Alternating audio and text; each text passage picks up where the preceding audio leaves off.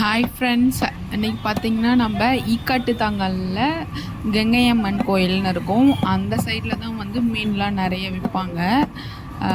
இந்த இடத்துல விலை கொஞ்சம் கம்மியாக இருக்கும். இப்போது அங்கே தான் நாங்கள் மீன் வாங்க போயிருக்கோம். பார்த்திங்கன்னா இது வந்து சங்கரா மீன். சங்கரா மீன் தான் வாங்கலாம்னு நாங்கள் நினைக்கிறோம். நல்லாயிருக்கும், ஏன்னா டேஸ்ட்டாக இருக்கும். இது வந்து எங்கள் ஊர் சைட்லலாம் கவலை மீன் அப்படி சொல்லுவாங்க. சில பேர் மத்தி மீன் அந்த மாதிரி சொல்லுவாங்க. எனக்கு சரியாக மீன் பேர்லாம் தெரியல. அது பார்த்திங்கன்னா வவ்வால் மீன், அது கண்டிப்பாக அது பேர் தெரியும். அப்புறம் எங்கள் பாருங்கள், என் ஹஸ்பண்ட் வந்து வவ்வால் மீன் வாங்கி வறுத்துக்கலாம் அப்படி சொன்னார். மீன் வாங்கிட்டு வந்துட்டாச்சு. சங்கரா மீன் 1 கிலோ, வவ்வால் மீன் 1 கிலோ வாங்கிட்டு வந்தோம். அவங்களே க்ளீன் பண்ணியும் தந்துடுவாங்க. சங்கரா மீன் பார்த்திங்கன்னா 1 கிலோ வந்து 250 சம்திங் சொன்னாங்க. அப்புறம் வவ்வால் மீன் வந்து 200 சொன்னாங்க.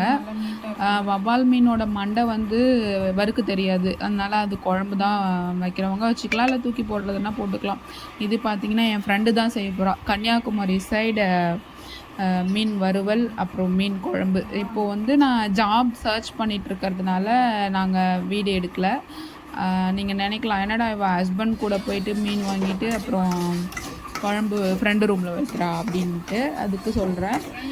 பாருங்கள், இதெல்லாம் மசாலாலாம் எல்லாத்தையும் அரைச்சி ஊற்றி வறுத்து போட்டு குழம்பு வைக்கிறது தான். தேங்காய்லாம் ஊற்றுவாங்க கன்னியாகுமரி சைடு. ஒரு டிஃப்ரெண்ட் டேஸ்ட்டாக இருக்கும். நான் வந்து கடலூருன்றதுனால எங்கள் ஊர் சைட்லலாம் வேறு மாதிரி வைப்பாங்க.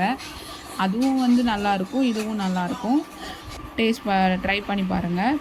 ரெடி ஆகிடுச்சு. இப்போது சாப்பாடு, ஃபிஷ் ஃப்ரை அப்புறம் ஃபிஷ் குழம்பு. வாங்க ஃப்ரெண்ட்ஸ், சாப்பிட்லாம். இங்கே பாருங்கள், கன்னியாகுமரி ஸ்டைலில் மீன் குழம்பு. இதில் தேங்காய் ஊற்ற மறந்துட்டா அவள். ஓகே, நல்லாயிருக்கும். தேங்காய் ஊற்றாமல் சாப்பிட்டாலும். நாங்கள் சாப்பிட்டு பார்த்தோம். ஃபைனலாக வந்து என் ஃப்ரெண்டு கேரட் அல்வா செஞ்சுருந்தா. இது என்னடா மேலே தேங்காய் திருவி போட்டிருக்கா அப்படின்னு நினைக்காதீங்க. அது வந்து பாதாம்